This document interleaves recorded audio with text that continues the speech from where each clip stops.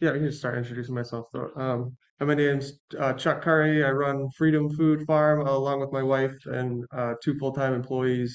We're in Raynham, Mass. We do livestock, produce, grain, and we sell it through a farm store, a CSA, and a farmer's market. And we know we kind of focus on trying to have a full diet and much as around the year as possible, year round, and doing we also do some value added stuff in that capacity, trying to keep the food going year round. So today I'm going to talk about adding livestock to the vegetable operation, which because I kind of started as a vegetable farmer and then added livestock and then one species at a time and then added in grain towards the end. So yeah, I'm definitely the point of this is to help you guys. So if anyone has any questions or wants to talk more about a specific thing that I'm covering or doesn't get it, please speak up or raise your hand or something. I'm happy to go over it again. I'll do my best to keep this mask from falling down the whole time. Cool. So adding livestock to your vegetable operation. To happy pigs in the squash. Um, that was one of the things you always saw like at the end of harvesting like something like squash or beets. There's all the seconds lying out in the field, and if you have somebody to glean, that's great. But it's really hard to get that organized. So sometimes you can just put a fence up around it, throw the pigs in there, and they're going to clean up all the squash. You're going to save money on grain. So um, just right off the bat, there's something where it really worked out pretty well. So things to consider when you're adding livestock, like why would you want to do it? So one of the big things for me was for fertility. I wanted to try to produce our own fertility. I always wanted to have a closed looped farm system where we're not buying in fertilizer from, a lot of times or most of the fertilizer and chicken manure that's bought in on organic farms is from CAFOs. So we didn't want to be supporting that type of um, farming operation, and we didn't want the this manure that potentially has engineered proteins in it, genetically engineered proteins or antibiotics in it. We didn't want to be bringing that onto a farm and using that as our fertility source for our vegetables. So that was probably the main driver. Actually, number two, which I guess I didn't put on here, but having to eat your own healthy meat, that's really important because it's, getting harder and harder to find healthy meat in the grocery stores or even at farmers markets. So that was another impetus for me to be able to have healthy food for myself and my family. And then there's also the big aspect of biodiversity and resilience. So the greater and the larger your ecosystem on your farm is, the more resilient it is, and the more able it is to adapt to changes and be able to extract pretty much all the energy that's coming out your farm through the sun. So if you have, just vegetables and you add some domestic animals as well, then you have a little bit that's more biodiversity in general. And then the more species you add, the more biodiversity you have, and the more things you can do with your land. And I think it's a lot healthier on the land too to be having it rotating it between vegetables and animals. I think just constant vegetables, especially if it's getting tilled every year, can kind of do a number on land. So it's nice to be able to have the animals in there. And also by having the animals, you can rest your vegetable land, rest it from vegetables, but still be able to get some sort of income off that land in the form of animals. So another aspect is increased sales. So that's another, you can sell your meat to your vegetable customers. A lot of times you already have customers established, so it's easy to just have them enjoy some of your other products. And then another thing is enjoying working with animals. It's always one of my joys of the day when moving the animals to a new pasture and just being out there with them and watching the animals. I think it really reduces your stress level if you just go out there for a few minutes a day and just watch the animals and observe them. So those are good reasons to add it. Why would you not want to have livestock? Because again, you want to consider everything, all your pros and cons before you get into something. Especially livestock chickens are one thing, but the more pigs also they kind of if you're just buying those piglets, they're only around for 6 months or a year. But if you're getting into long-term breeding, you're going to buy sheep or cows and start breeding them. It's a long-term commitment. It's like a few years. If you buy a calf and you're going to raise it to breeding age and then breed it, that's 3 or 4 years that you're going to be taking care of this animal. So just think about where you want to be in 3 or 4 years, and is it going to be next to a cow, at 3 in the morning because it's having trouble birthing or something, you just think about that stuff ahead of time. And yeah, also I think a lot of more planning, the more planning you can do can reduce the chances of animal welfare issues down the line. So there's a lot of time to animals. They take a lot of your time, and a lot of times they're not the time frame that they need attention is not as malleable as it is with vegetables. Vegetables can be pretty tough. The weather has to be just right, but sometimes an animal needs help and you have to be there right away, or your animal's escaped. You have to be there. You can't, do it tomorrow or whatever. Even if you're tired, you have to get those animals back in before they run away further or get hit by a car or something. So you really have to consider that that you're able to be there. If you have a full-time job somewhere, you kind of really need someone to be around just in case something happens. Or at least once you get into larger animals, chickens, are okay. Pigs are, if you have a neighbor, keep an eye out. That might be all right. But if you're, birthing animals, you need to be, on point there.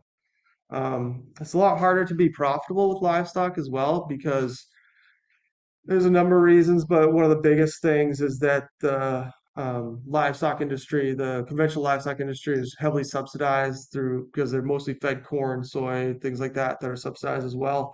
So when you're feeding them grass, it's just so much more cost-wise and labor-wise to feed cow grass than it is to buy subsidized corn and feed it that way. And also land-wise, so there's not as much land in this area compared to Midwest. So land prices are higher. You're getting a lot less income per acre on animals compared to vegetables. If you're unless you're stacking it with vegetables and using the same land, but otherwise, yeah, it's just less money per acreage. So you have to take that into consideration if your cost per acre is high for your farm. It can be harmful to land if you're not managing them correctly. Basically, you can have compaction issues or too high manure issues, things like that. Food safety, especially, FSMA is around now for good. So, it's things we should be thinking about anyway, but that if you are trying to get GAP certified, that's something your regulator is definitely going to be on you about is what you're doing to mitigate the risks of having these animals on your vegetable farm. And yeah, you do have to be thinking about those things. You have to have two sets of boots if you're going to be working in the livestock in the morning and the vegetables later on. You know, you can wash them off all you want, but it's two pairs of boots is going to be really the only absolute safe thing. So there's a lot of things like that you have to take into consideration. Um, Upset customers. So while you can have access to those vegetable customers, there's also a chance you're going to upset some of your vegetable customers by raising animals. There's definitely a portion of vegetable people who eat vegetables who don't want animals to be raised domestically. So that's a potential to offend or upset people. Um, and if you don't like caring for animals, you might try it out and realize you don't like being there 3 times a day to take care of them and dealing with all their ups and downs. And that's a good reason to not raise livestock. Um, all right, so I'll start with kind of the easiest ones. So my goal is to kind of go through each the kind of three main groups of domestic animals, and then a little bit about just how to raise each one. So in case you've never seen these raised, just like the basics of how to water them, move them, fencing, um, and then where they can fit in on your vegetable farm. And hopefully I'll leave enough time for people to ask any questions or talk about anything else they wanted to regarding this. All right, so yeah, chicken's great for beginners. They're small, lifespan's kind of short. Something you can slaughter yourself pretty easily. It's really, not overwhelming to slaughter a chicken. So, compared to a goat or a cow, so it's something that you can manage just in a season. The equipment and the housing, it's not overwhelming. You can have something super small for chickens or repurposed, a lot like an old RV camper or something like that. We tend to build just wooden structures on top of old trailers or hay wagons, and that's if you have access to lumber or you can get some scrap lumber. Wouldn't take much to do it. It's nice to be able to move 'em around pasture. That's why it's nice to have them on wheels. You can have it's difficult to incorporate it into your livestock operation if it's not able to move around onto your fields. So you can utilize it by having, and if they're stationary in one spot on your farm, and then you're just bringing like scraps to them once in a while. But really, a better health situation for the animals is to be able to move them around, and that way you're able to spread their fertility on the fields too, instead of having it just concentrated in one corner of the farm that you're probably not going to grow vegetables on in the future. Um, so there's also layers or broilers. I have pictures of both. I'll go over. And there are, yeah, so you can process them yourselves pretty easily. There's a few mobile processing trailers that are available for rent. I know there was one out in Western Mass. I'm not sure the whole status of it, but pretty sure NOFA has information on that. There's one out in on Cape Cod that's available for rent. There's a couple facilities that'll process them. There's USDA certified processing, which means that those are ones that if you need to sell it to another person, they need to be USDA certified. And there's one facility in Johnston, Rhode Island, and a couple in Vermont. And then there's a few what's called custom slaughter operations, and that's where basically it's if you want them for yourself, that's fine. Or legally, if someone else buys the chicken first from you, like the live chicken, then you can bring that chicken to the custom slaughterhouse, and then I believe they have to pick it up from the slaughterhouse. There's some gray areas in there, and if you're doing it on a small scale, you probably don't have to worry about it. But if you're gonna start getting into it commercially, you do really should follow those laws because the Mass Department of Health will, um, they're fairly strict about it. All right, so one way to move them, nice thing about having them with hay wagon like that is you can move them with pretty much any vehicle. Just drive them around. We like to use these metal cans out there for grain so you can have access pretty easily. And then there's also, I have a closer up picture, but there's a range feeder, which is that red thing next to the metal trash can that holds about 50 pounds of feed. So that keeps you from having to go out there too often and feed them. On the outside of see if you can see my pointer, great.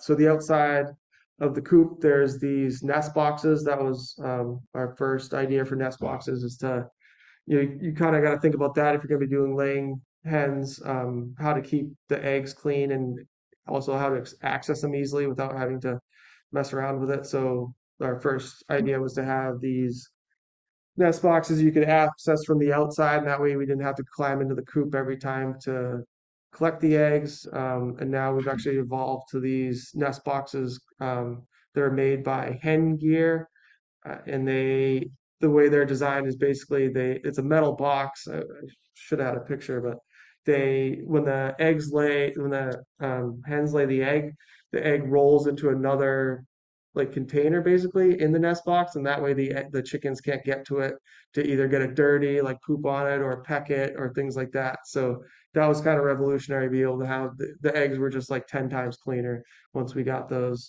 They're a little expensive, but in the end, it ends up saving you egg cleaning time if you're raising a lot of chickens. So highly recommend that. Um, you can raise them in the greenhouse too. For the winter, a lot of times we put them in the greenhouse. We just build these little nest boxes out of wood for them and some perches, and we have cross ties in our greenhouse as well. So if you put enough roosts where they can climb up high enough, they can get into the cross ties and roost up there. Again, yeah, that's the range feeder that we have there. So just feed them out of that. Um, Then, yes, a couple things here. One is this is what we use for water for the chickens out in the field. This is from Kane Manufacturing, Kane. And we really like that because it's on a float valve. So you just hook up a hose to it and you just leave the water on all day and the water's just there all the time. You don't have to worry about them running out of water. Found that really useful, especially, like a day like today, if you need to drive out and to Western Mass and do a conference, you're not worrying about the chickens running out of water because they're just hooked on a constant source. Um, for water lines too, that was a big thing. It took me a while to learn. Don't buy hoses at Lowe's. They're super expensive and they're just going to explode in the sun after a year or two anyway. The thing to use is like they call it black poly pipe. It's kind of similar to like the irrigation lines that a lot of the vegetable farmers use, but it's a lot thicker. So you can just go to Lowe's or Home Depot, buy it. It's called, I think it's just black high pressure line. It's like 150 or 100 PSI. Comes in half inch, 3/4, and 1 inch, I think. But half inch is really all you need because unless you have like super, super, super low pressure, you're really just trying to keep this water filled up. You're not irrigating crops. So that half inch line is the way to go. It's just a lot cheaper to have everything in half inch than once you go up to 3/4, everything's like 25 or 30% more money, like the fittings and the line and all that. So that's great. The other thing, we got our livestock guardian dog here. For chickens, we found that was pretty much essential. We didn't have dogs for a few years and we just could not raise chickens. We lost so many to hawks. Like we're losing 3 or 4 to a day to hawks. And then, yeah, coyotes, foxes. Once we had broilers, we lost 40 chickens in a night to a fox. We had a skunk come and clean out two pens one time. That was like 30 or 40 chickens each. So yeah, it's just once you do all the things to protect against hawks, and then a skunk shows up, and then you like do things to protect against a hawk and a skunk, and the coyotes show up, and you protect against the coyotes, and the neighbor's dog shows up. So it's just you can't win. You really the livestock guardian dogs are make it so much easier. But they again they require a lot of training. That's a lot of commitment. And once you get a guard dog, that's kind of like a 10 or 14-year commitment. So um, you really have to make sure you're gonna be getting into poultry and staying in poultry. Yeah, yeah, the dog lives out there with the chickens all year round. And yeah, they like it out there. Were there like certain breeds that were best with chickens? I only have experience with Great Pyrenees, or they're Great Pyrenees with a little bit of Anatolian Shepherd, I think, crossed into it. I couldn't say for sure which breeds are better for chickens or not. I've had two guard dogs. They're both that mix of Pyrenees and a little bit of Anatolian Shepherd, and one just ate chickens all the time and we couldn't get her to stop eating chickens, and she wouldn't stay in the fence either. She'd just jump over any fence we had. The other one has never killed a chicken his whole life. He stays in the fence and everything. So, and they're both from the same breeder. They're half siblings. So I think it's mostly the individual dog's temperament, I think. And then another part of it is the training and stuff too. I think the first dog, we probably didn't give her enough attention and playtime, and so she started playing with the chickens. And then once that happened, it was just that it was hard to break that. Whereas the other dog, we took him out a lot to play with. He was the second one, so he got to play with his older sibling a lot, and I think he got his like energy out playing and learned that these are for guarding, this is for playing, and this is for eating. So you kind of really have to establish that early on. I see. Was there another question? Cool. So yeah, guard dogs, they were life changing with chickens, but it's a cost. So then you kind of have to have enough chickens to justify it. So unfortunately, I'm not going to talk all that much about the economics of it because that's a whole other story. But and also, yeah, I don't I don't want to start talking my own views on it. But you do always have to have that in the back of your mind. Like, is this economically viable, or do I have another way to subsidize this? If this is something I really like and it's really important to me, make sure you have something that you can subsidize it with, that you're not grinding yourself into the ground to like pay for this one thing. Um, all right, so they're good for breaking down cover crop too. We like to, before we had pigs and ruminants, we'd move them around on peas and oats and things like that. This is not actually the same spot, but if you left them on there long enough, they will turn it into this. It'll go from there to this. And probably take them a month, 100 chickens on a half acre, but that's what they can do. So they can be useful tools for managing cover crops.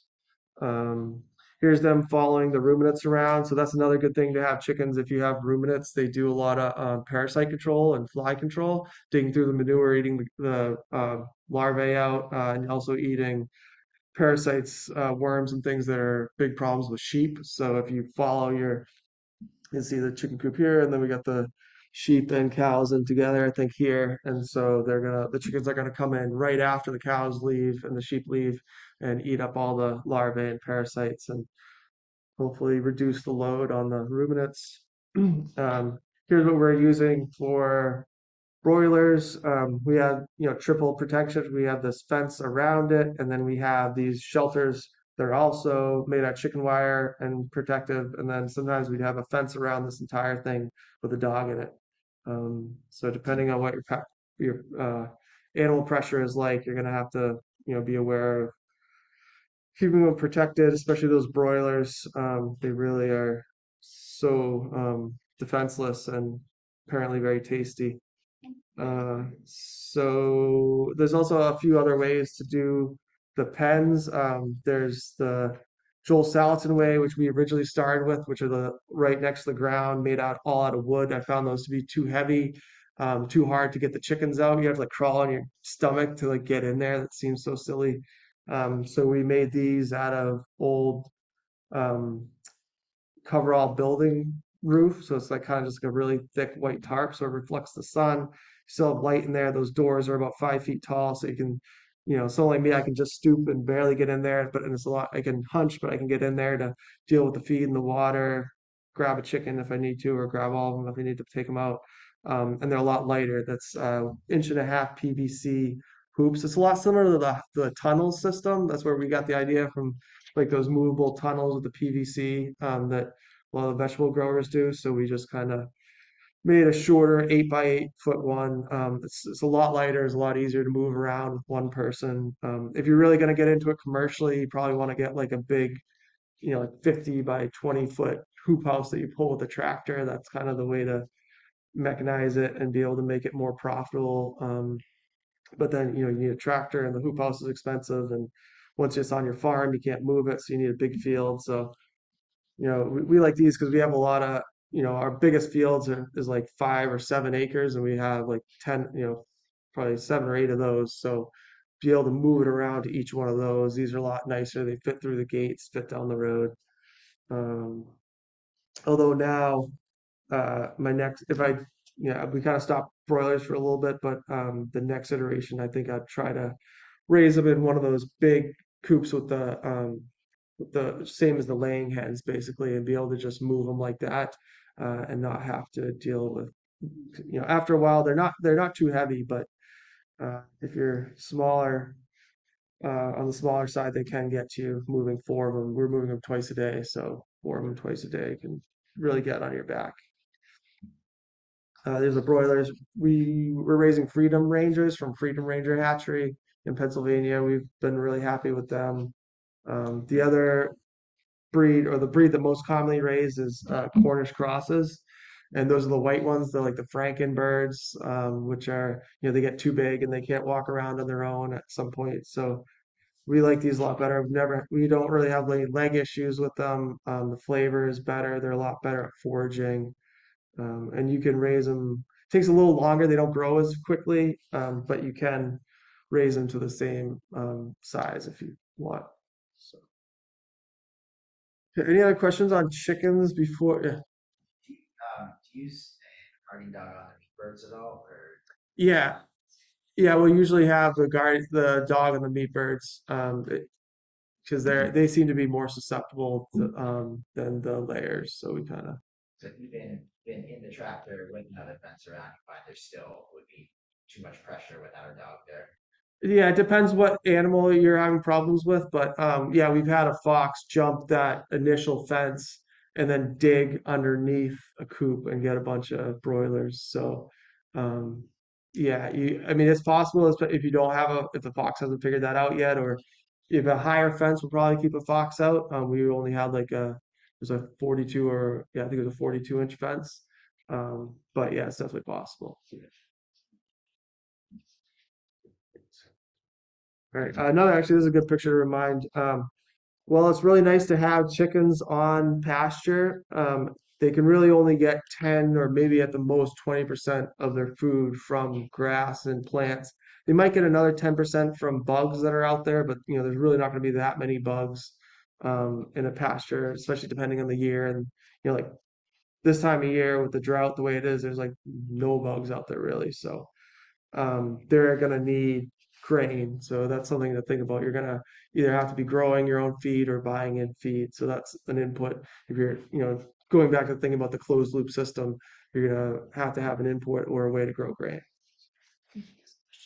Yeah, I was just, you might get to this later, but sure. like for your broilers, are you wholesaling or are you taking to the market? We do them retail. So we bring them to get slaughtered at Buffoni's Poultry Farm. That's the USDA facility in Johnston, Rhode Island. And then, yeah, they slaughter them, package them, and then we sell them all retail. Just raising them kind of on a small, 40. We had 4 houses and there's 40 in each one. That's still, in the poultry game, that's super, super small scale. And so we don't have the economy scale to sell them at wholesale prices. We charge $11 a pound, and they would be certified organic if we had slaughtered them somewhere else, but Buffoni's isn't certified organic, so that's the one. So they're not certified organic birds, but that's the one thing that keeps them from being certified organic. So we charge the same price as when we did have them certified, and even at that price, $11 a pound, it's the with labor costs about $20 an hour now is the average cost. That's maybe breaking even, maybe making if you don't lose any to foxes, you might make a little bit of money. If you lose some to foxes, you might lose some money. So it's kind of tough on a scale like that. All right, hogs. So they're a little more difficult, more to them than chickens. But again, it's really nice because it's a short window thing. If you like your seasons off in the winter, you can buy some piglets in the spring and raise them and bring them to slaughter in the fall, and still have your winter off. Good thing, actually. So with the chickens and the slaughtering, they're a lot easier to get appointments for, or at least I know that. Or you can slaughter them yourself if you need to, especially if you don't have a lot. Hogs, I don't recommend slaughtering them yourself unless you're with somebody who has done it before and knows what they're doing. It it can it can get really bad really fast. So just make sure if you do this, try to find someone who's done it before and knows what they're doing, or at least slaughter some chickens first. But I do encourage people to learn, at least do it once or twice if you're going to raise pigs and kind of know the whole process. But it's important for the welfare of the animal to have someone there who's done it before. Um, and yeah, they're a little more to them than chickens. They get out a lot easier, and if they do get out, it can be really difficult to get them back in, and they can cause a lot of damage. Especially, a lot of vegetable farms are like in more urban or suburban settings. It's my worst fear. They're gonna get into like someone's lawn, and I'm gonna get a bill for like 50 grand to like re-landscape their lawn or something. So, we really try to make our effort to keep them in. They're great at tillage, so they can do some of your tilling for you to eliminate some tractor tilling. They're great waste utilizers. I think that's the biggest asset on a vegetable farm of the pigs is they can turn all that summer squash and zucchini that you have right now that you can't sell. Um, they can turn that into pork or like all the beets that you didn't harvest because they had some rot on them. That's now some bacon at the end of the year. So think how much better that is than some beets.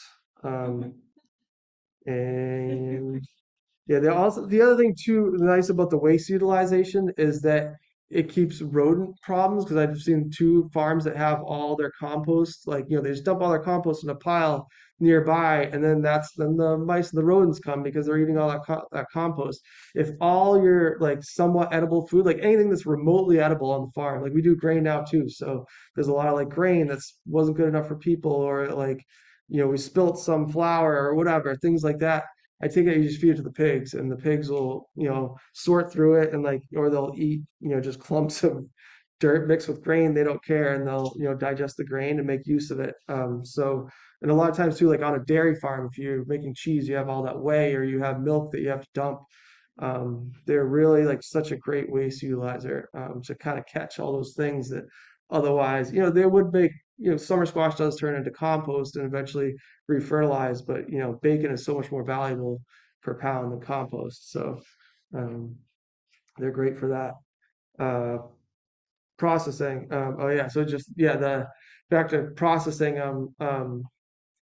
The yeah, I'm saying it's a little easier to get those appointments for the chickens, but for the pigs, especially now, it was kind of difficult before COVID to get appointments for large animals for USDA processing, and then COVID hit, and it made like an already like issue like just go over the edge. So now it's almost impossible to get appointments at a lot of facilities. Some places are accepting appointments, some aren't. For a while, the one that we were using, you had to book 2 years in advance. So you don't want to, don't buy a piglet and then try to figure out how you're going to process it.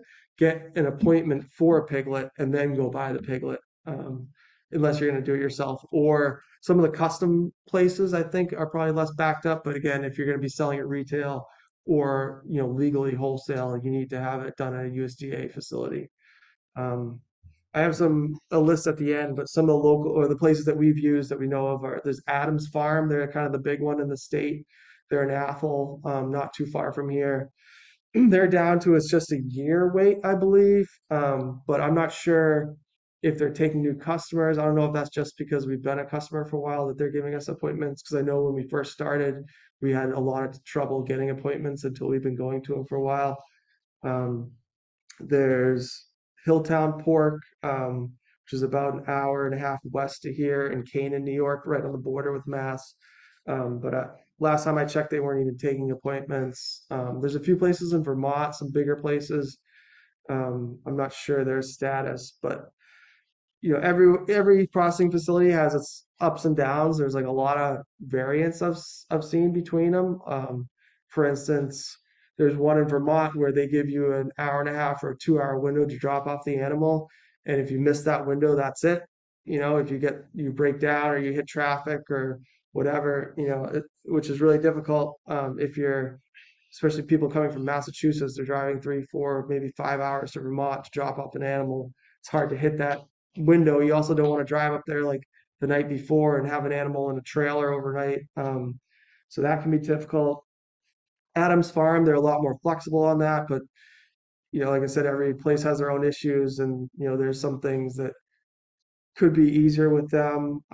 There's a newer facility that started up down in southeastern Mass, Meatworks, but they've had a number of issues with quality. We brought a couple animals to them, and like one cow we brought came back and there's little chunks of bone and all the ground meat, like small enough to like break your tooth on. So, it's like we can't, that's a whole cow you can't sell now because you can't have customers coming back with dental bills.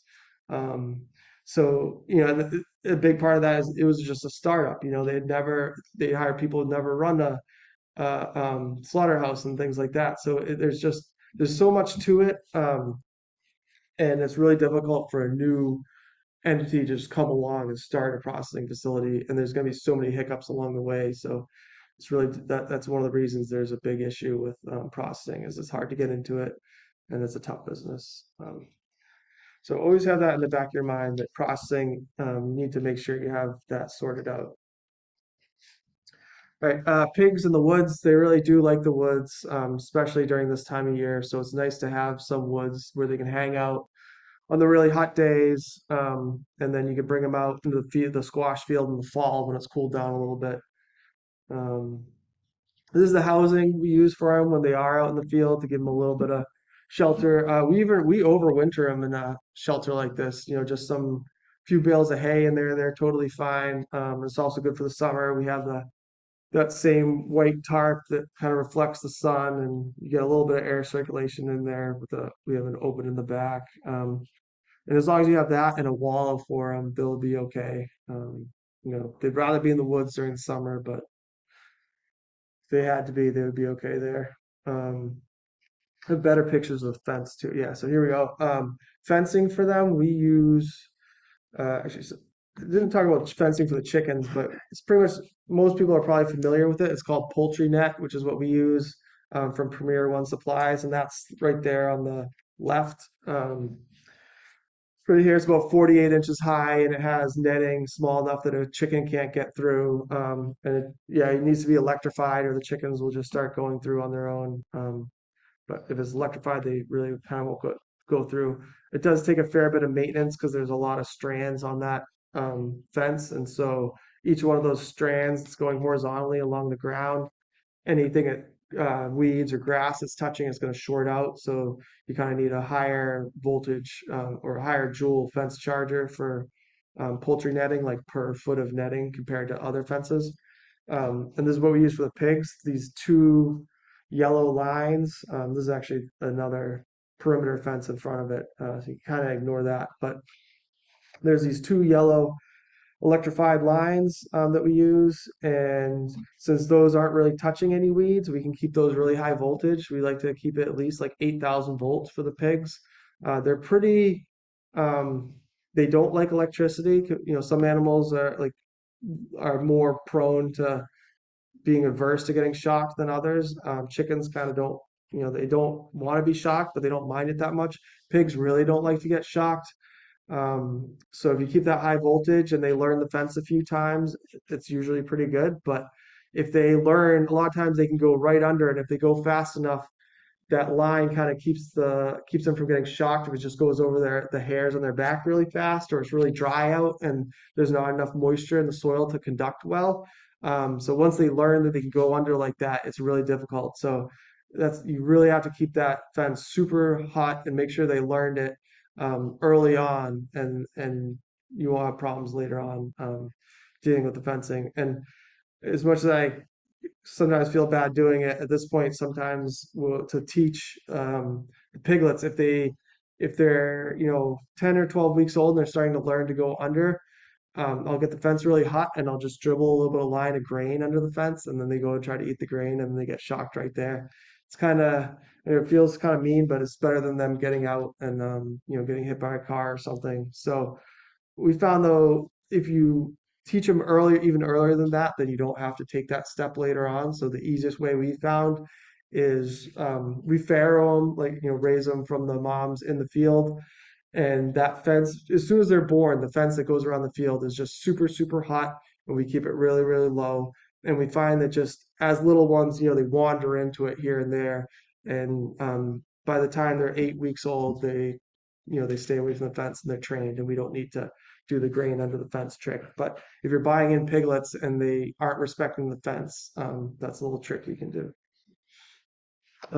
Again, another line example of the fence, two lines there, and then here's just a homemade feeder we made just with some scrap wood, hardwood, pine. They'll tear pine apart, but yeah, use hardwood, make it as heavy and durable as you can.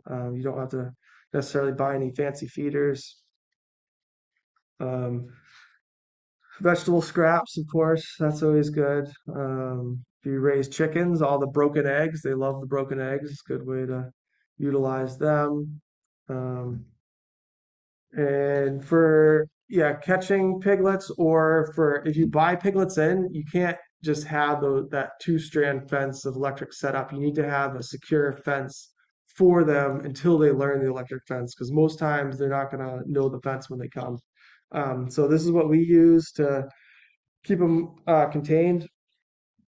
Um, so right here, this is just a regular T-post, and then we have some aluminized fence wire that we use to tie. These are called hog panels. This like welded wire fence here. You can buy them at Tractor Supply. I think they're like 3 or 4 feet tall. They have smaller holes in the bottom, so it's harder for the piglets to get through the bottom. Um, And so, yeah, we call this a catch pen. So this is what, if we're going to sell piglets, we'll catch them in here, or if we need to castrate them and catch them, we'll get them into a catch pen like this. Um, or if when we used to buy in piglets, we would have a catch pen like this, and then we put that two-strand electric fence around the inside of it. And so that way they'll learn that two-strand fence. But in the meantime, if they get shocked, sometimes they'll get shocked and they'll just run straight. So then they get shocked and they run.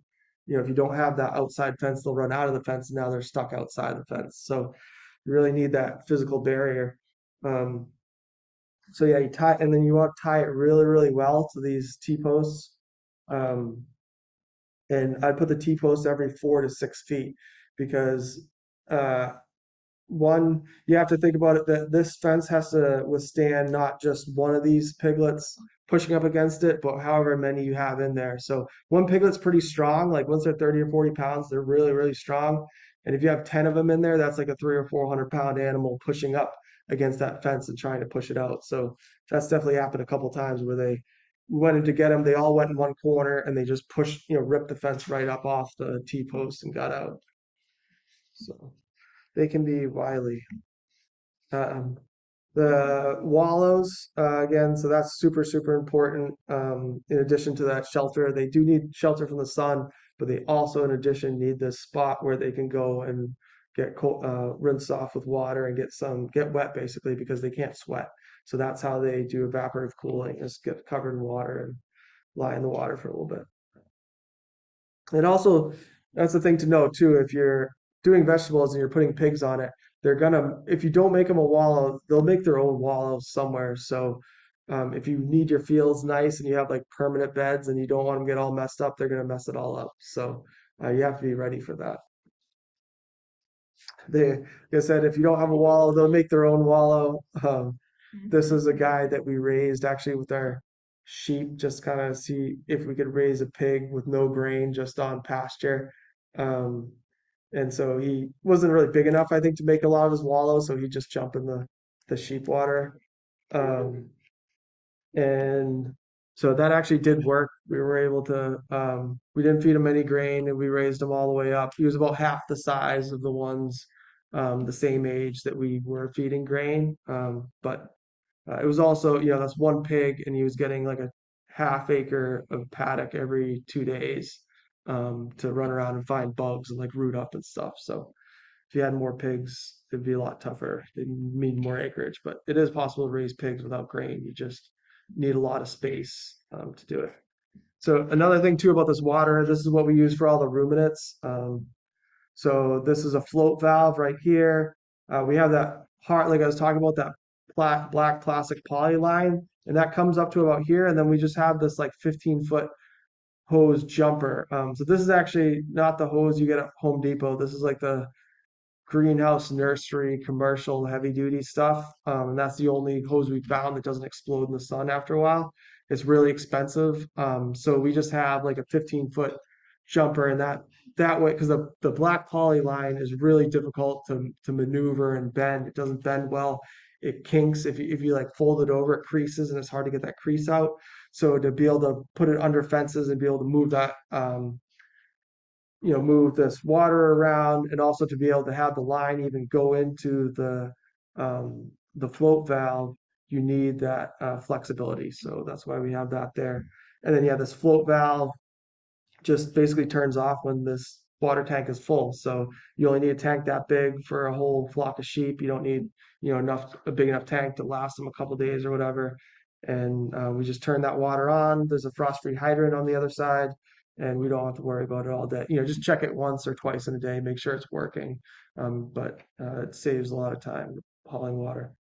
And actually, and behind it, so this is the sheep fence that we use from Premier fencing for the sheep, and sometimes we use this for the cows as well. So this has a lot less of the lines per of the horizontal lines, and so you're able to keep this fence charged a little bit more because it's not coming in contact with the ground more, which is important with the sheep because they also are less. It's harder to shock a sheep because they have these the hooves kind of seems to like block some of the flow of electricity, so they're not as conductive.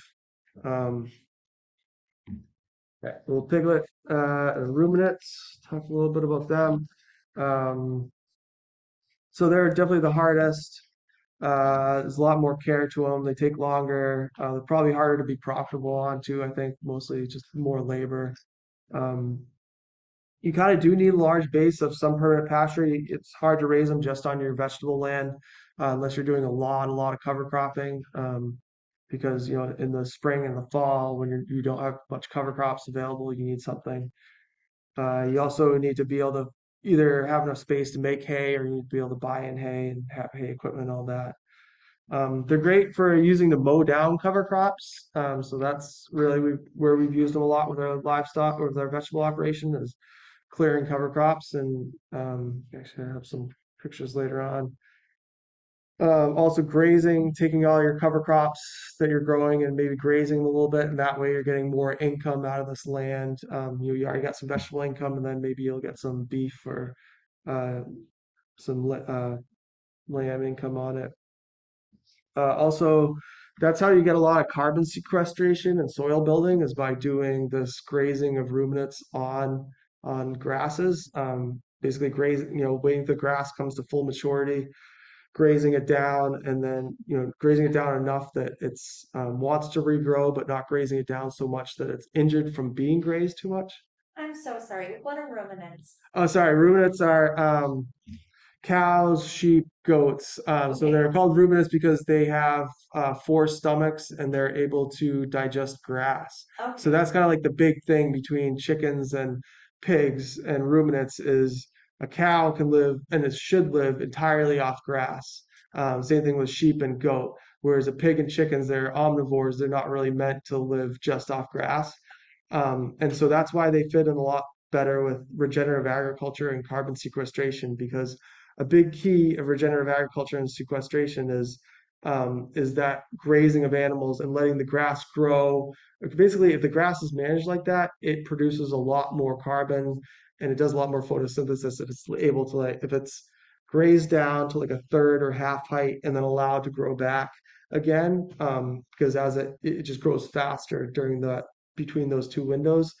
And it's kind of like how grass has evolved with bison and other large animals over time, whereas they move around, they eat down one spot and then they move to the next and they wouldn't come back to that spot for 30 days or so. Um, and so that's what built all the soils like in the Midwest and in the prairies, that action of eating the grass down and letting it build up and eating it down and letting it build up. So, that's kind of like the basis of building soils is that relationship between ruminants and grass. So yeah, it's really, huge component of regenerative agriculture, but like I said, it's so difficult to get into, especially as a vegetable, a lot of vegetable farmers are first generation farmers, which means they don't have access to land.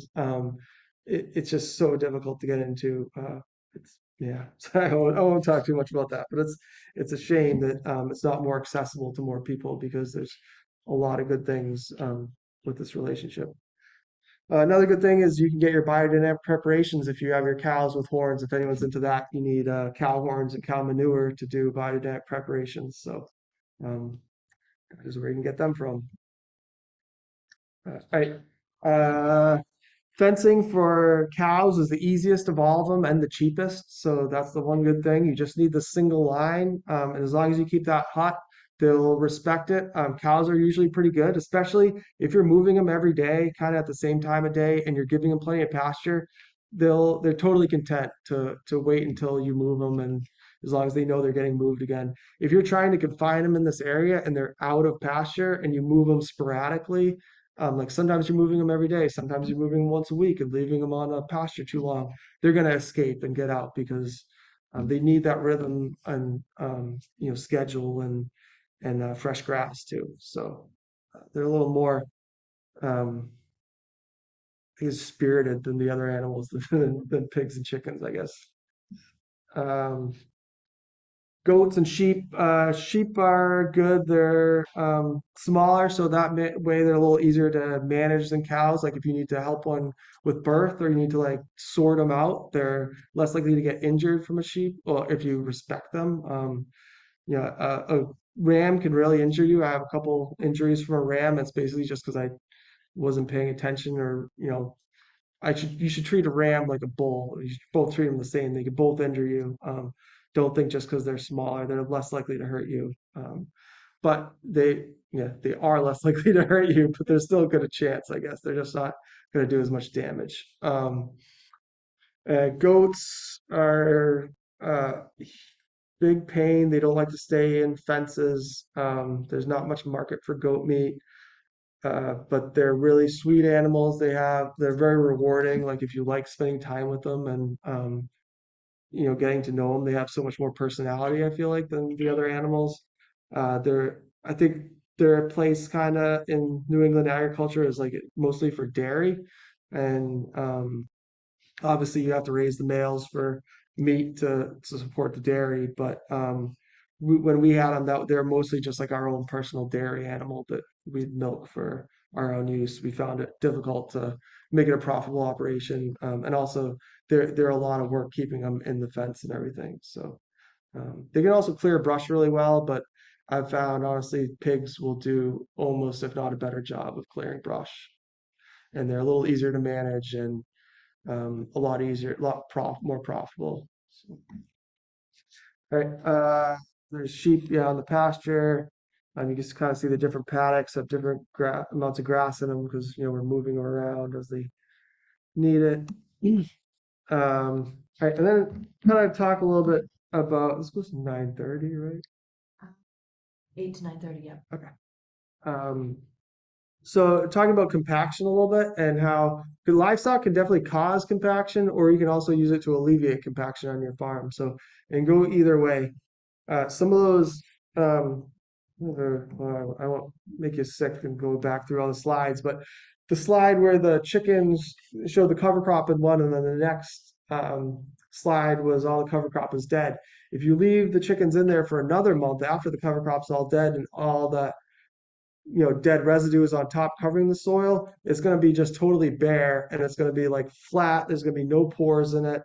And you're going to start to have compaction issues from not only this the chickens being on it, but from once the soil's bare, it's getting rained on, and the raindrops are beating up the soil surface. You're killing pretty much the microorganisms because there's too much manure on there. It's burning the microorganisms, so they're not creating new pathways and they're not putting air in the soil. And also the fertilizer itself, they found, spreading fertilizer on a field, you're basically, I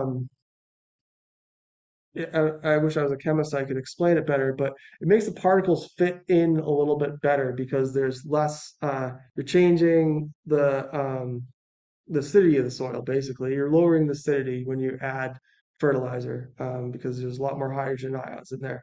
And so that basically reduces the space between, like the microscopic spaces in the soil because there's less more particles are charged either positively or negatively compared to having an even amount of negative and positively charged particles. So they're gonna that kind of collapses the soil a little bit is the way to think about it. So just that amount of fertility alone. So you have to consider all this when you have the animals out on your fields and make sure they're making the fields better and not worse. So using like things like ruminants or even chickens or pigs to manage your cover crops and eat them down is definitely going to help because you're not having as much, your tractors aren't driving on it to mow down the cover crop. Your tractors aren't driving around with tillage implements, and the tractor itself is beating down the soil. Your tillage implements is potentially causing compaction by giving you plow layers, or by just beating up and losing your soil aggregates if you're using a rototiller or something like that. Um, and it just overall is going to reduce the amount of mechanical disturbance, I guess. And it's more, I just think of it of a more natural way to incorporate biomass and like disturb the soil than to take a big machine and just start beating up your soil.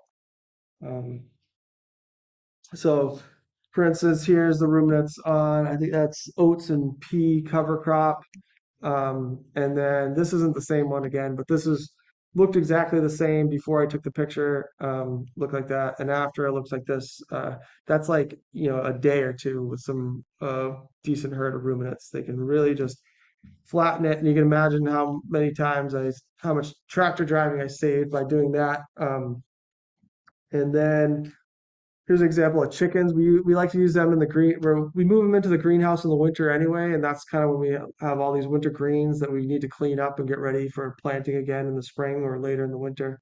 Um, and also, there's no greenery outside, so the chickens are really excited to get some of that greenery, and it really improves the eggs. So here's like March 4th, we put the chickens in there. I think we had less than 100 chickens in a 30 by 96 house.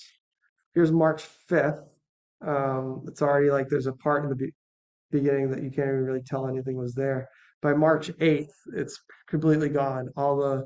Any remnants of vegetation is gone in there, which also helps with your pest control because if you do have like aphids or things like that hiding out in the corners of your greenhouses is going to eliminate, the chickens will eat all the aphids, and also it eliminates any hosts because a lot of times your aphids are like, or other pests are overwintering in like corners of your greenhouse on weeds and things like that. So it's a good way to totally sanitize it. But then this is kind of where you reach that limit. Whereas if these chickens are in here much longer, they're going to start causing compaction. So there's a lot of ways to alleviate it. One of the best ways we found is to just put a lot of organic matter in there. Leaves seem to be like the easiest, cheapest source to get. We just got a lot of leaves from the local transfer station, and we just dumped them all in there, and we had like a foot or two deep of leaves. And that, it's harder to compact the leaves. They were scratching through the leaves, finding bugs, so that reduced the food bill for them. And in the following year, we actually had like the best tomatoes and cucumbers we've ever had because it was a mixture of chicken manure with tons of leaves, and there's just so much life in the soil. Actually, we that year too, we had tons and tons of mushrooms coming up in the beds with the tomatoes, and I think it was just a factor of mixing in all that organic matter. And you kind of just have to have the right mix of manure to carbon source, which is either the leaves, or you can use grass clippings if they're kind of dried out. If they're green grass clippings, they're actually more of a nitrogen source. So yeah, you kind of have to have a balance between carbon and nitrogen and situations like that. Wood chips are another carbon source, but difficult to deal with later on if you're going to be planting vegetables in there. So yeah, this can be good to reduce compaction, but can quickly cause compaction if you're not careful. Um, Here's an example of us using some animals to reduce both mowing and tillage. So here's April 24th. We had a clover cover crop. I think that we'd interseeded in some grain the year before. So end of April, we grazed off as much of this clover as we could, and then we put the pigs onto it. And the pigs, we find too, the pigs, if you move them, you kind of have to find the magic numbers with numbers of pigs and size of the paddock and the number of days they're on it. But if you confine them to just the right size paddock, you can pretty much have them tear up the whole paddock pretty well. You can, where this line is in the back, we have a cross fence to keep them from going to the next section. This is basically like a long rectangular section where we broke it up into 4 squares. And so they just move down each square. I think we had them in like 5 days into each square. Each square was probably like a quarter acre. And that seemed to be kind of like the good window as far as number of pigs and the size to have them till up the entire area. You have to kind of, the reason it's a little more of a science on this is because if you have too big of an area, like we just opened up this entire rectangle to the pigs, they would pick one corner for their manure corner. They'd pick another corner to dig up, and then they'd have another corner that was a rec area or something. I don't know what they call it, but they kind of divide it up, and it wouldn't be so even, and they just keep digging up in this one area, and they'd never dig up that manure corner. So you'd have this whole corner of the field that never got dug up. Whereas you remove them every 5 days, they do have a little manure corner, but it's not that big because they've only been there 5 days. And but they've only pooped there a few times. They've already tilled up most of the things around it, so they've not like adversed that whole area. Yeah, that's something about pigs is they kind of pick a corner where that's the manure corner, and then they won't really till up that area. So yeah, that worked really well. This is kind of a close up of what it looked like afterwards, and it's just, compared to what the soil looks like if we had driven it over with a flail mower and then driven it over with a plow or a chisel plow or a rototiller and then driven it over with a perfecta or a harrow or disc or whatever it is, it's all beat up and it's been driven over 4 or 5 times. This is like really nice soil. There's a lot of aggregate in there. It's really stable. You can see all the valleys and things. It's not like a flat, compacted mess. Um, you can't, obviously, you're not going to be able to just plant your vegetables into there and start cultivating it because this clover is going to regrow, but you've saved a lot of passes to get to this point. So here's another example of, and I think also, yeah, briefly, this this is kind of where, in addition to saving the tractor passes and the wear and tear on your soil that tilling causes, just go back really quick to this. This was 2 years of not having vegetables in it, and we didn't have any tractors driving on it, except maybe we clip it once a year with the mower. But other than that, it's just animals on it, and so we're building soil structure this whole time. It's not getting beat up.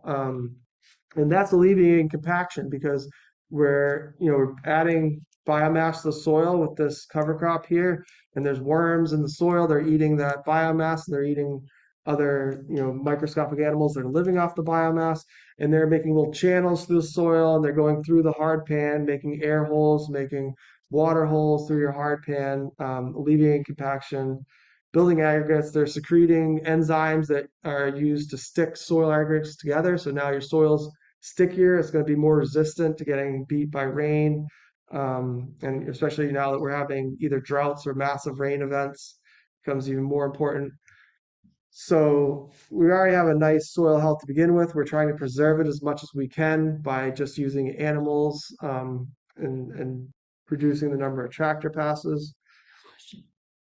Oh, sorry, yeah. I'm just curious if you could speak about what kind of soil you have. Oh, yeah, sorry, I should have mentioned that at the beginning. We have mostly Windsor loamy sands. Some of it are silt loams, but yeah, this one's loamy sand, so it's super, super sandy, which means we don't have to worry as much about compaction, but we do have to worry about trying to build organic matter. It's hard for us to keep organic matter and hard for us to keep aggregates because it's so sandy. So, but the upside is that it drains really well. And it doesn't get smeared as much when we're doing tillage. Yeah, Windsor, just real quick too, if I'm sorry, I should have repeated the question. The question was about what soils we have. But soils are kind of classified between sandy, silt, and loam and clay. Sorry, so clay is the smallest and it smears really well. Loam is kind of a mix of all three.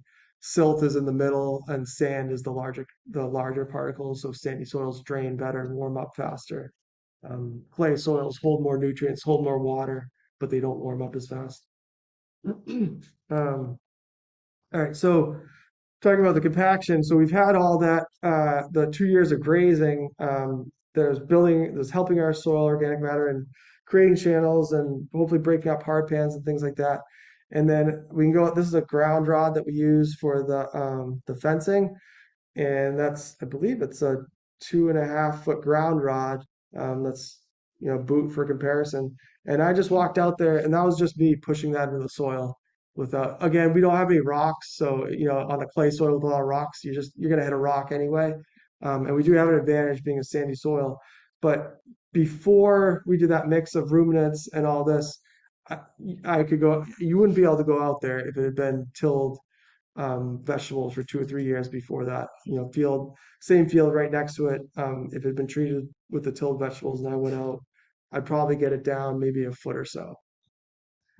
So it definitely seems to be, that's my anecdotal evidence that it works.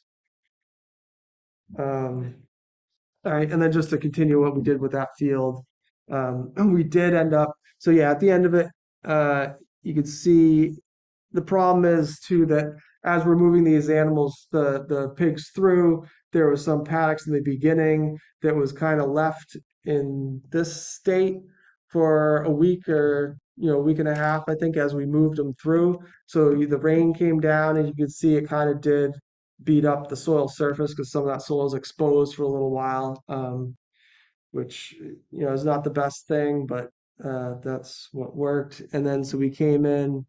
I think we did end up using a chisel plow just to break up the little bit that we had on the surface. And then, sorry, I don't have a picture of it after that. But yeah, I think we chisel plowed and we used a light disc once. So that was the tillage. So we did end up, we did till it. Like I said, it's not something that you're going to be able to just plant vegetables into this. But it was one chisel plow and one light disc pass with a tractor compared to a pass with a flail mower, a pass with a chisel plow, 3 passes with a light disc and then 2 passes with a perfecta, which is what we normally would have done if we hadn't have done those pigs. So, and it grew some pretty nice squash as well. I believe we put no fertilizer on this one, no bagged fertilizer, no compost or anything. We just figured between that 2 years of cover crops, the clover cover crop, and the pig manure in there.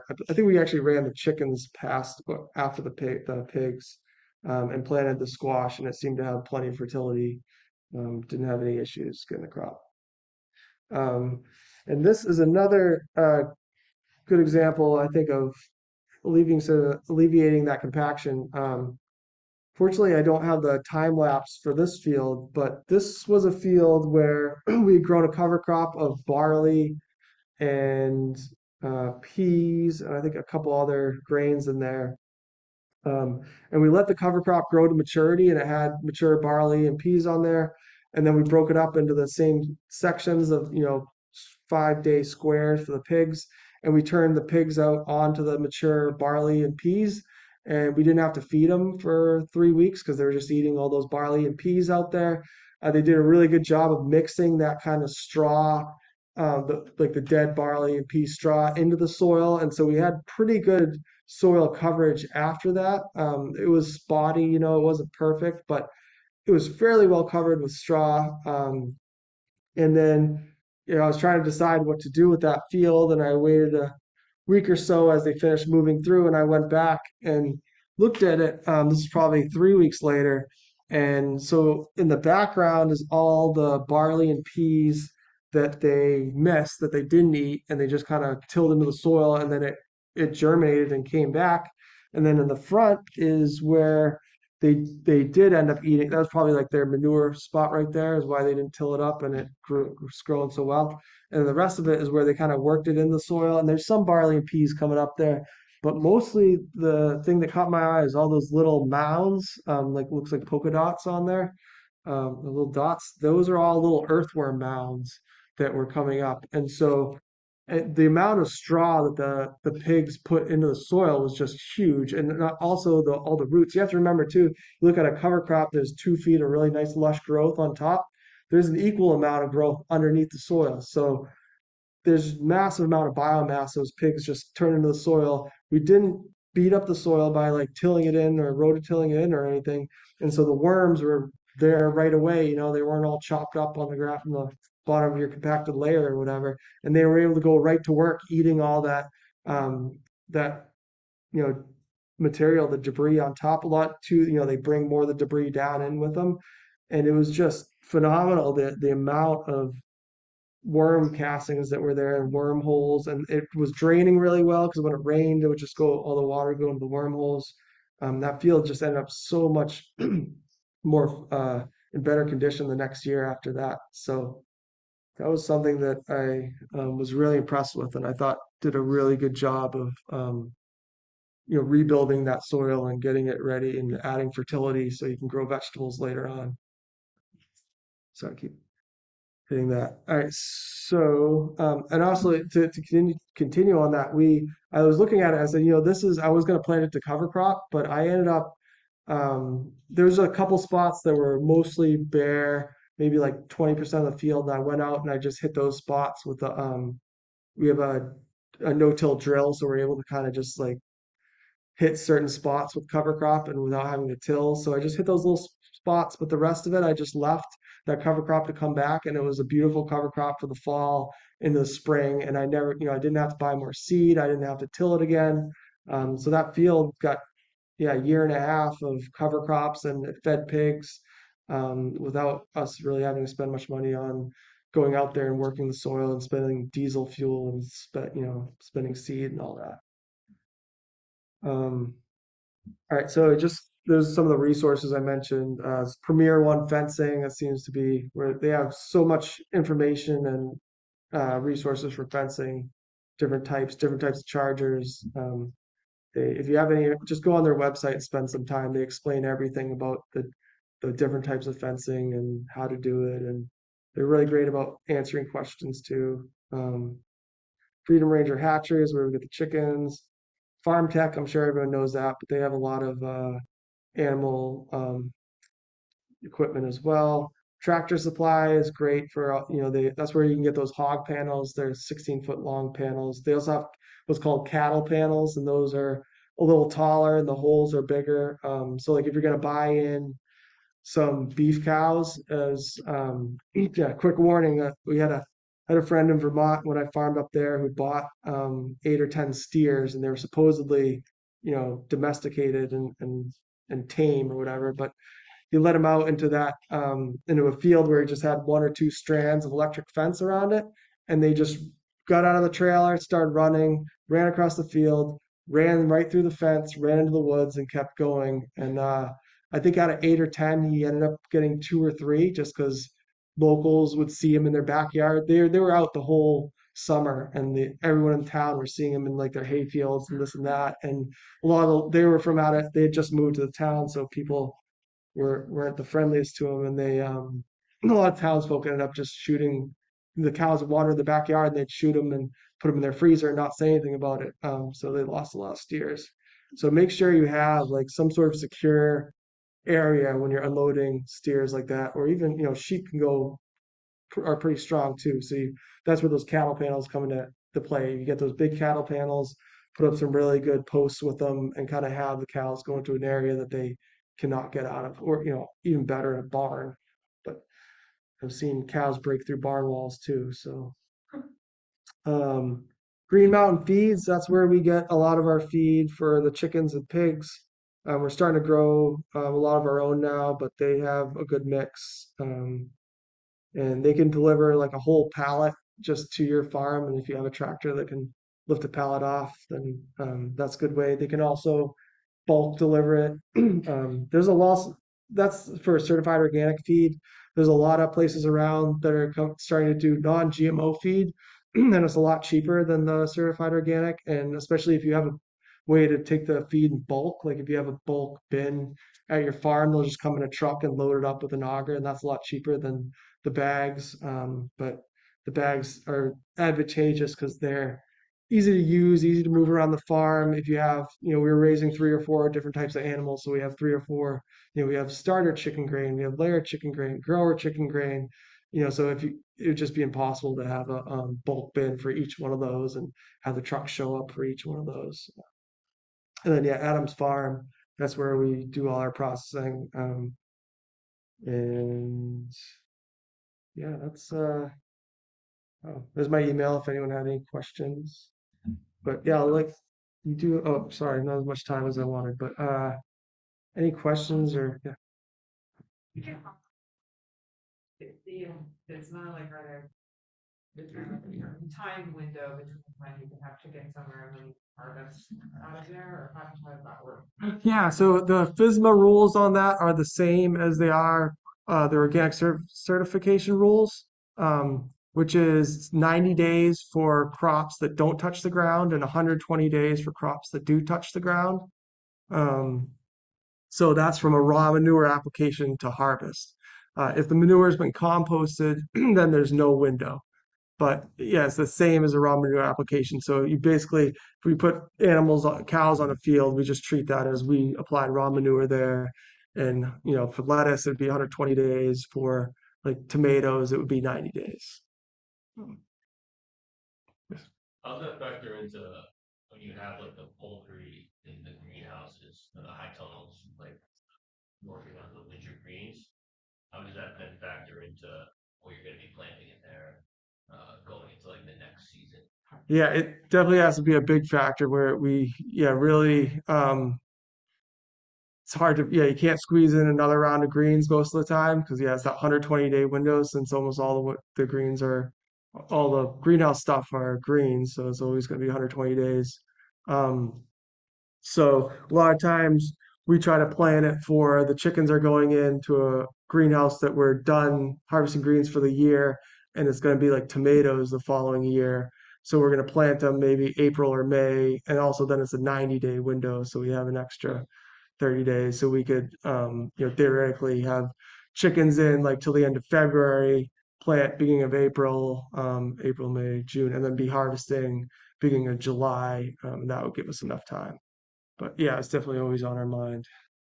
And then really quick too about, we're talking about how like the pigs have these different areas within those paddocks where they can congregate in and like cause like varying amounts of disturbance. Can you mitigate that by like moving their feed or their water or their housing like around those temporary paddocks? Or you're like forcing them in theory to go into other spots? Yeah, the question was mitigating the pigs choosing certain areas and being and having the area they're in be spotty by moving their feed and water around. You can a little bit. Is definitely their food and water area gets more beat up, and they're usually making their wallow right next to the water. But you can't completely.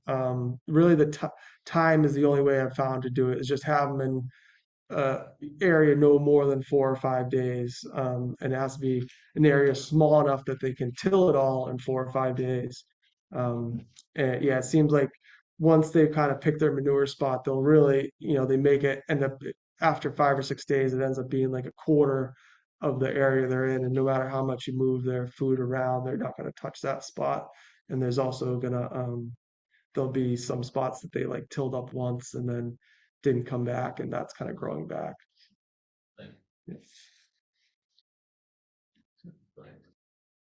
Got me. I'm just wondering how you manage your crew if they, like, if you have livestock crew and veg crew, or if they get to do everything. No, we pretty much it's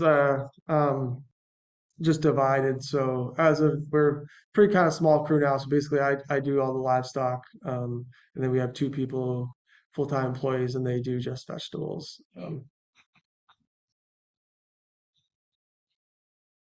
Just why that happens. Um, Skills. Just full skills. yeah, I think for yeah, there's a few things. It's very difficult. I'm glad you asked that question. The question was about having division of labor at a farm and why it's not more so that each farmer gets to do some livestock and some vegetables and things like that. Um, so for us, it's mostly economic constraints.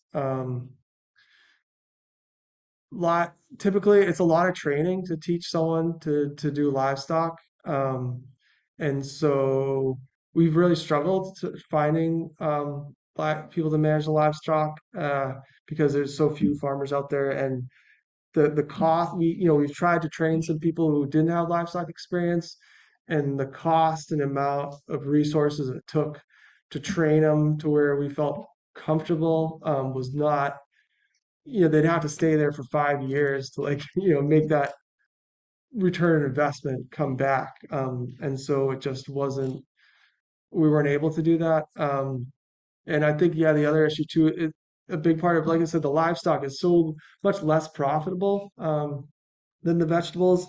And you really have to be super efficient and know what you're doing the whole time to make it go quickly. It can really, moving cows from one paddock to a next can be a 20-minute job for someone who knows what they're doing.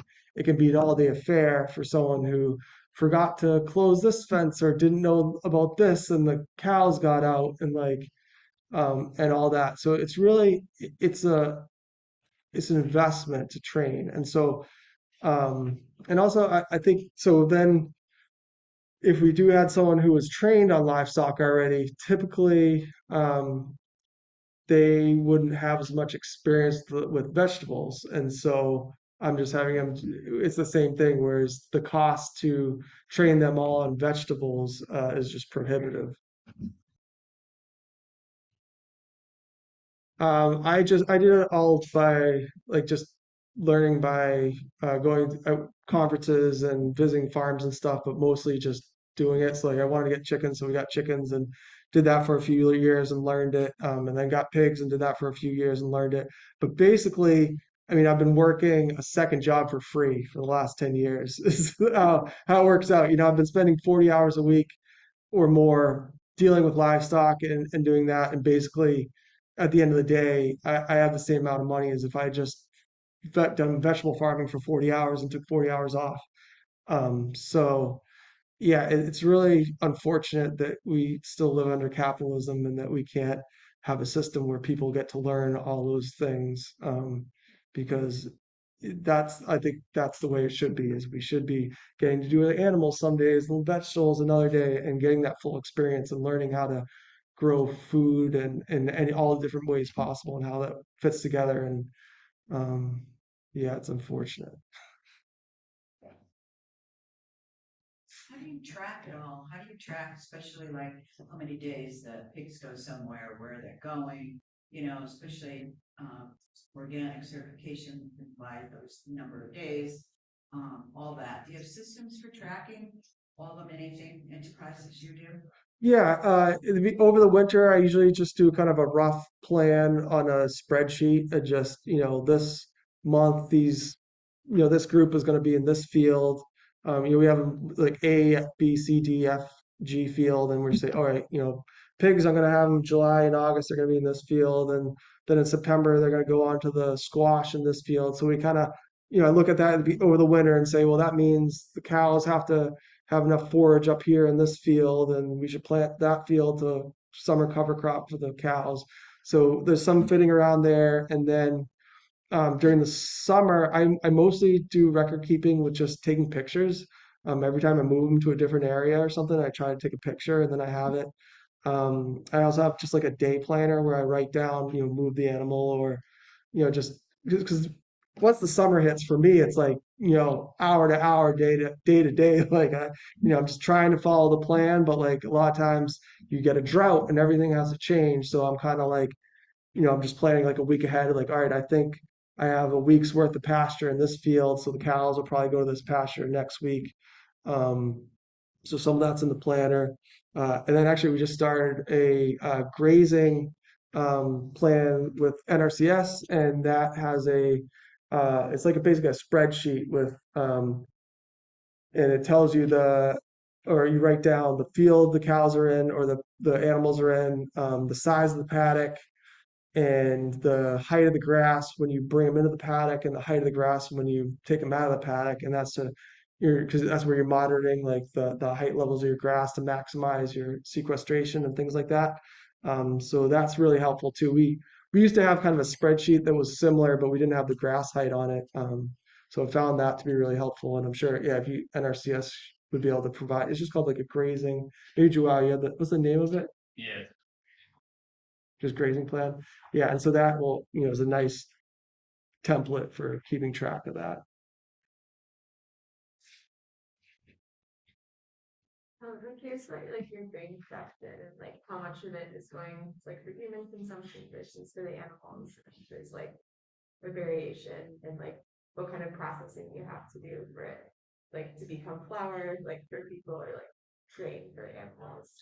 Yeah, the question was about grain processing and how much is for animals and how much is for humans and what different processing we have to undertake for each one.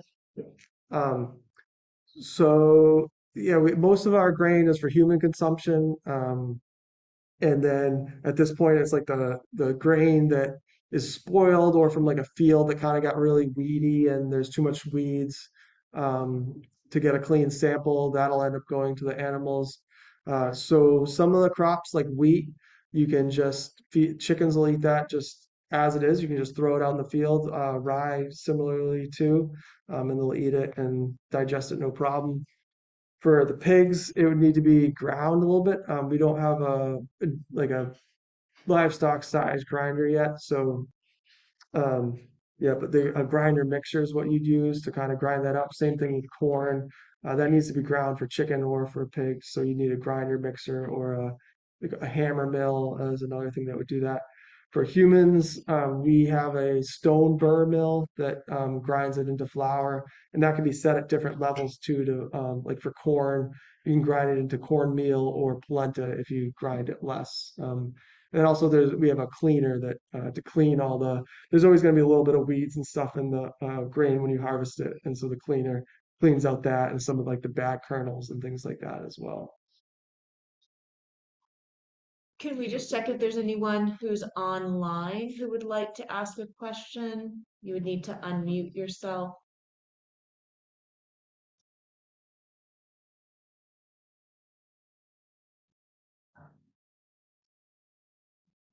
Looks like no. Right.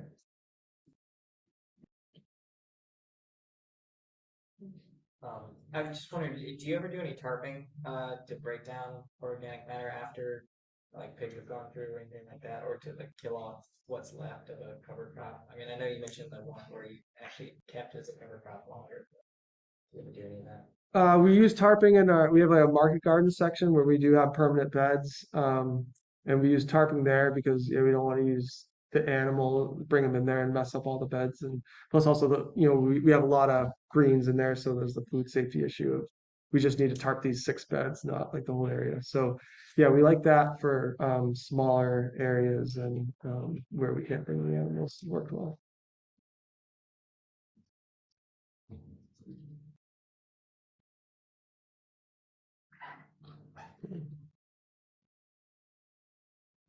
No other questions. Thanks so much for coming out, everyone. Hopefully you've got some ideas to get livestock out on your farms.